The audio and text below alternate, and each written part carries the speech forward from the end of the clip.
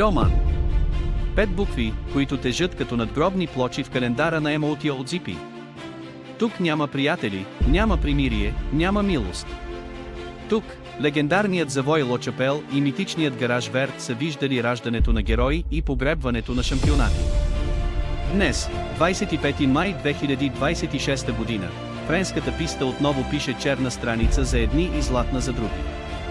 Защото това не беше обикновена неделя.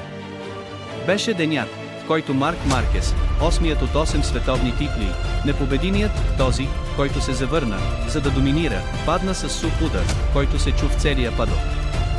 И в същото време беше нощта, в която Хорхе Мартин, блудният син на Дукати, се завърна на върха на подиума като призрак от миналото, превърнал се в шампион на настоящето.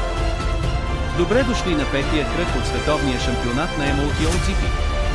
Един уикенд, белязан от контузията на Марк Маркес и завръщането на Хорхе Мартин. Един шампионат по-жив, по-див и непредсказуем от всякога. Защото през 2026 година всяко състезание може да промени всичко. И вижте, преди да започнем наистина, искам да участвате с една единствена дума. Кажете ми в коментарите, Мартин или Маркес? Само една дума. И ако все още не сте се абонирали, за да не пропускате тези хирургически анализи, натиснете бутона сега. Без измами, без увъртания. Една дума и се абонирайте. Така, бързо. Продължаваме. Пристигнахме в Льоман с квалификация, която вече миришеше на кръв. След 4 състезания, шампионатът беше шепа точки. Пеко Баная водеше с 82, следван от неудържимия Хорхе Мартин с 79, а Марк Маркес дебнеше с 71. Но внимавайте, Льоман не е Катар, не е Портимао, не е Херес. Льоман е влакче в увеселителен парк от хлъзгав асфалт, акулски спирачки и завои, където моторът плаче за гуми. Свободния петък Марк Маркес вече предупреди. Падна на завой 3, но се изправи смейки се. Този макабрен хумор, който имат само тези, които са оцелели през всичко. Натискам до лимита, каза той на пресконференция. Тук или рискуваш, или отиваш на кафе. От другата страна на бокса Хорхе Мартин гледаше данните със спокойствието на наемен убиец. Номер 89 беше спечелил в Остин, беше втори в Херес и само лош старт в Португалия го лишаваше от лидерството. Льоман, през 2023 и 2024 година, той вече беше докоснал славата. Тази година нямаше да се задоволи само с докосване. Съботната квалификация беше предупреждение. Слаб дъжд, мокри гуми и борба за пол позишън, която приличаше на шахматна партия на ръба. Маркес взе пол позишън с време 1:3:0, 1:2:3, рекорд за най-бърза обиколка на мокро. Втори, Хорхе Мартин само на 0,087. Трети, новобранецът Кими Антонели са прилия на лимита. Стартовата решетка беше минно поле. Но истинската драма предстоеше. И не, това не беше обикновено падане. Беше падането, което може да промени хода на един шампионат. Неделя, 14 часа. Термометърът показва 15 градуса, асфалтът 18, относителна влажност 87%. Стартът е изтеглен напред заради заплаха от буря. Пилотите знаят, че това състезание е руска рулетка от 27 обиколки. Старт, Маркес скача като пружина от пол позишън. Мартин губи 2 позиции заради микроблокиране, но се възстановява на завой 1. В края на първата обиколка, Ред, Маркес, Баная, Мартин, Бастианини, Акоста. Темпото е дяволско. Маркес прави 1:3:1, 5 на мокро, нещо незаконно. Обиколка 4, дъждът се усилва. Водната линия на трасето се удвоява. Мартин изпреварва Баная при спирането на Лочапел, ход, който мнозина по-късно ще определят като от учебник. Сега е втори, на 0,9 от Маркес. Френската публика, с чадъри в ръце, забравя кафето, за да гледа огромния екран. Обиколка 8, нокаутът на Маркес. Бордова камера на Марк. Влиза в завой 4, известния Корп Дуаре и Сисиоарди и Емиенти, ляв завой на четвърта предавка, който на сухо е забавен, а на мокро е гилотина. Марк накланя тялото, подава газ по-рано и задната гума поднася, сякаш има масло. Ханда поднася отзад без предупреждение. 170 км в час, първо се плъзга, после лети. Марк се върти във въздуха като парцалена кукла. Ударът е страничен. Дясно рамо, ребра и най-лошото – удар в лявата китка, която вече е била оперирана 3 пъти. Моторът остава забит в бариерата от гуми. Марк не помръдва 7 секунди, които изглеждат като 7 години. След това, жест с дясната ръка, боли, но е в съзнание. Комисарите тичат. Жълтият флаг се развява. И в бокса на Ханда, Санти Ернандес затваря очи и стиска юмрука. Това не е обикновено падане. Това е падането на шампион, който е натискал твърде много. Повторението на забавен каданс е ужасяващо. Лявата китка се огъва под ъгъл, който природата не е проектирала. Нараняване на секафоида и фрактура на радиуса. Медицинско потвърждение след 20 минути, нокаут за поне 4-6 седмици.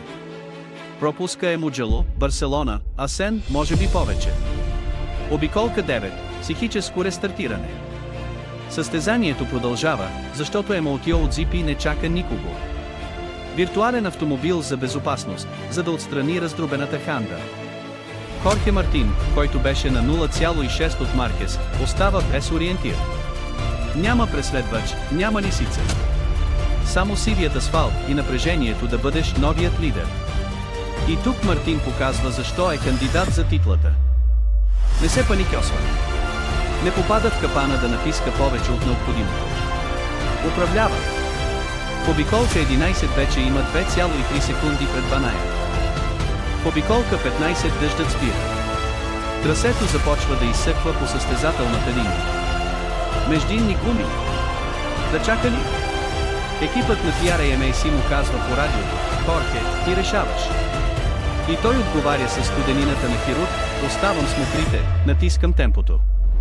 Междувременно, в мобилната болница, Маркес гледа състезанието по телевизията. Казват, че не е казал нито дума. Само поплати глава. Отново Льоман. Отново китката. Проклета писта. Но да се върнем на асфалта. Защото ако Маркес отиде в ада, Хорхе Мартин отиде в рая на Льоман. Обиколка 20, атака и контратака. Баная не се предава. Световният шампион от 2024 и 2025 година натиска при всяко спиране. В обиколка 18 пеко се приближава на 1,2 секунди. В 19-та на 0,9. Напрежението е максимално. Мартин прави микрогрешка на шика на Дънлоп, излиза широко, докосва зелената зона. Баная надушва кръв. Но тогава се случва това, което инженерите наричат режим звяр. Мартин преминава завой 9 с маневра, която френските коментатори ще опишат като нечовешка. Накланя коляно, подава газ до край с задната гума, която танцува, и възстановява 3/10 в 1 сектор. Това е разликата между добър пилот и бъдещ шампион. Обиколка 24, присъда. 3 обиколки преди края Мартин има 3,1 секунди пред Баная. Вестианини, трети, е на 5 секунди. Състезанието е решено, но емоцията не. Защото в Льоман, до последната обиколка може да излезе червен флаг или потоп. Небето става черно. Ще завали ли отново? На 0,5 до края на обиколка 26 започват да падат първите капки. Големи, дебели, като сребърни монети. Мартин влиза на старт финалната права с треперещ мотор. В последната обиколка, 27-ма, дъждът се усилва внезапно. Това е водна завеса. Мартин намалява темпото, но не прави грешки. Пресича финалната линия с 2,8 секунди преднина пред Баная. Трети, изненадващият Педро Акоста с KTM, доказвайки, че акулата от Емасарон вече хапе в MotoGP. Хорхе Мартин слиза от мотора, коленичи и целува мокрия асфалт на Льоман. Това не е обикновена победа. Това е първата му победа във Франция. Това е победата, която го поставя почти лидер в световния шампионат. Защото с 25-те точки от победата, Мартин събира 104. Баная, втори, достига 97. А Маркес, с 0 точки заради падането, остава с 71. Класирането е следното: Хорхе Мартин с 104 точки, Пеко Баная с 97, Марк Маркес с 71, Енеа Бастианини с 64, Педро Акоста с 58. Мартин е почти лидер. Казвам почти, защото Баная все още има опции, но истинската разлика е, че Мартин има стрелата. Той е в най-добрия момент от кариерата си. И Маркес, за първи път от 2020 година, изглежда уязвим. Сега идва ключов момент, който много фенове пропускат – стратегията с гумите. Защото победата на Мартин не беше само талант зад кормилото, а милиметрово решение от бокса. Докато Баная избра по-мек мокър състав за първите обиколки, рискувайки износване в финалния етап, Мартин и неговият екип играха дългосрочно. Монтираха задна гума с твърд профил, която отне 3 обиколки, за да достигне работна температура, но веднъж загрята, му даде зверско сцепление в високоскоростните завои.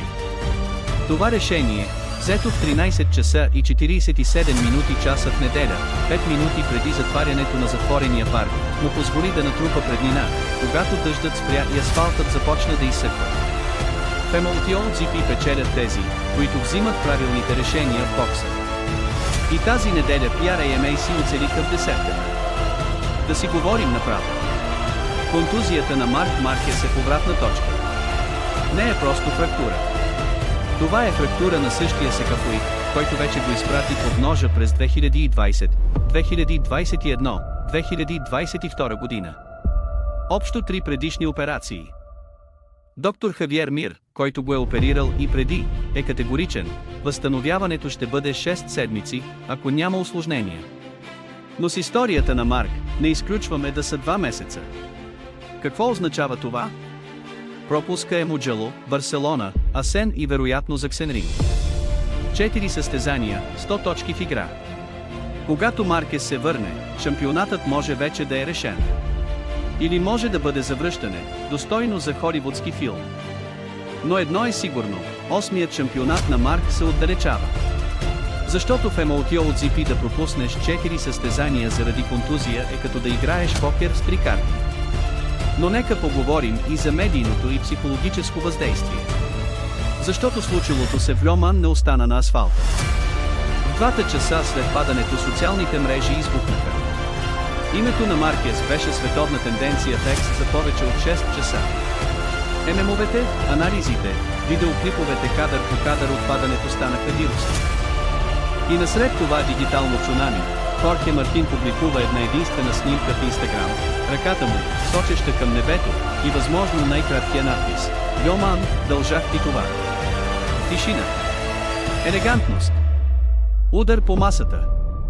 В падока погледите се промениха.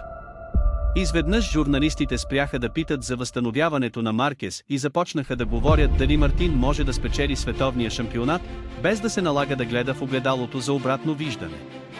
Напрежението, приятели, смени страната си. Защото досега Баная беше защитникът на титлата.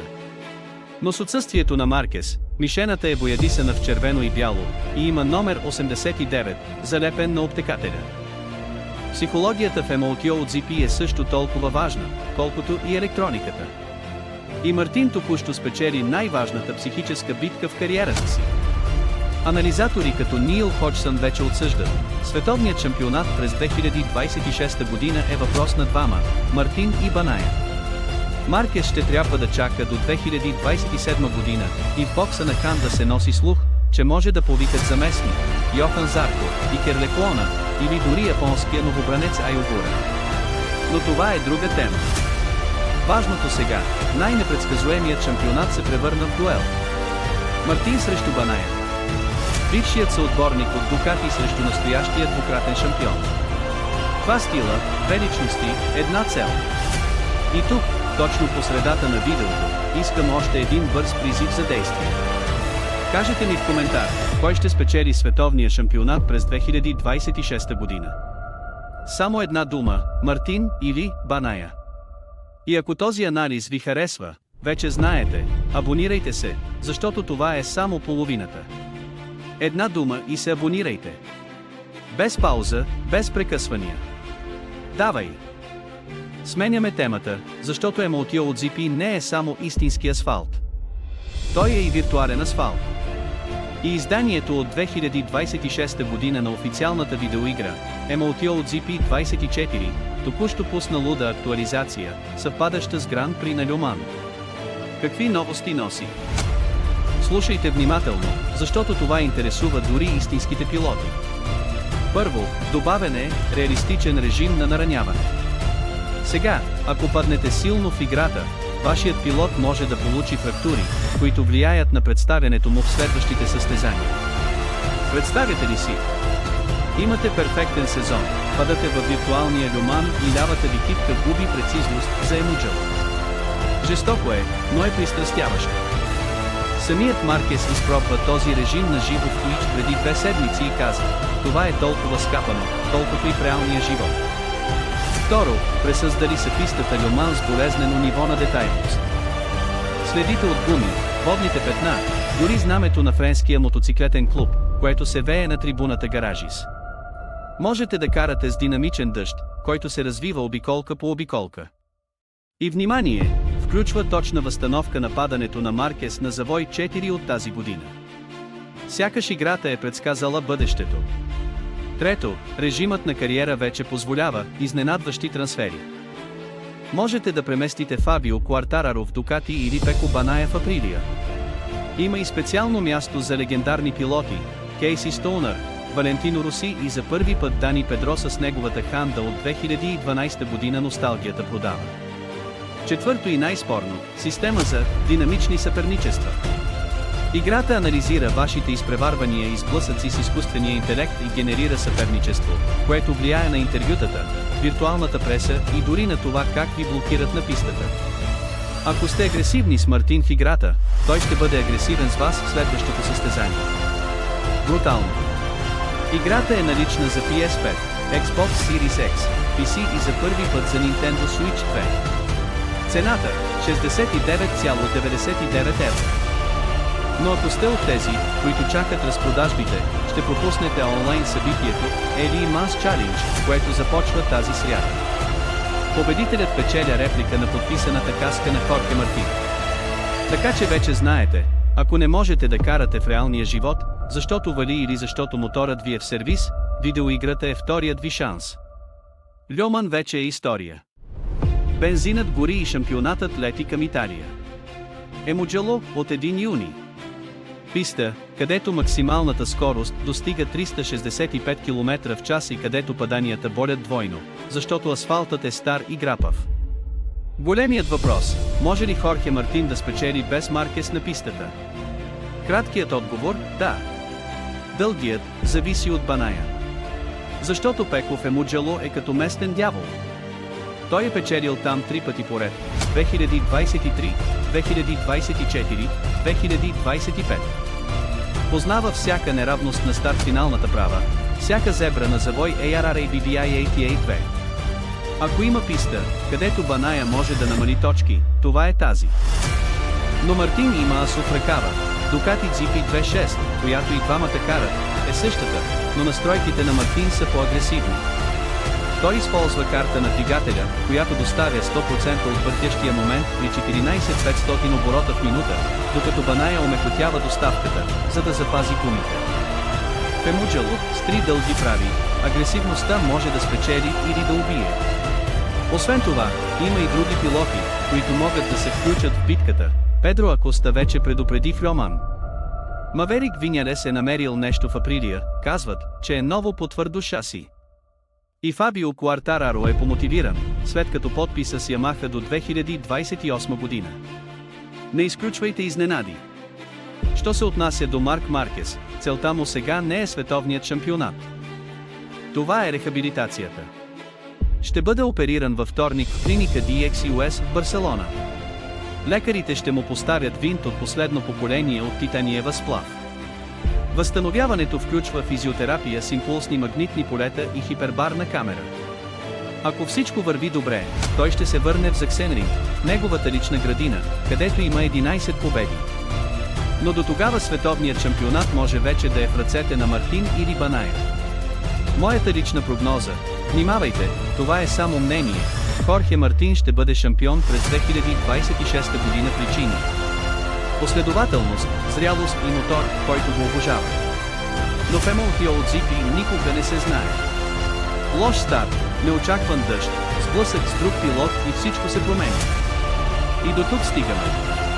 5 кръга от световния шампионат, лидер, който не спира да расте, ранен шампион, който си гризе превързаната китка, и шампионат, който изглежда написан от пиян сценарист.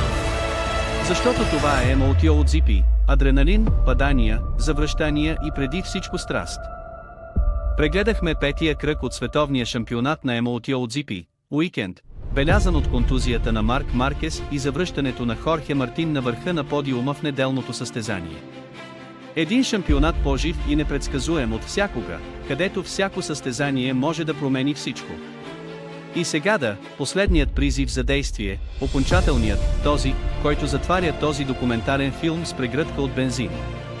Кажете ми в коментарите, с една единствена дума, как се чувствате, след като гледахте това видео: емоция, тъга, лудост или Мартин. Една дума. Само една. И ако сте стигнали до тук, без да се абонирате, това е като да гледате състезание без звук. Губи половината от забавлението. Натиснете бутона, присъединете се към племето и не пропускайте следващия анализ от Емуджъл. Защото в този канал бензинът тече във вените ви.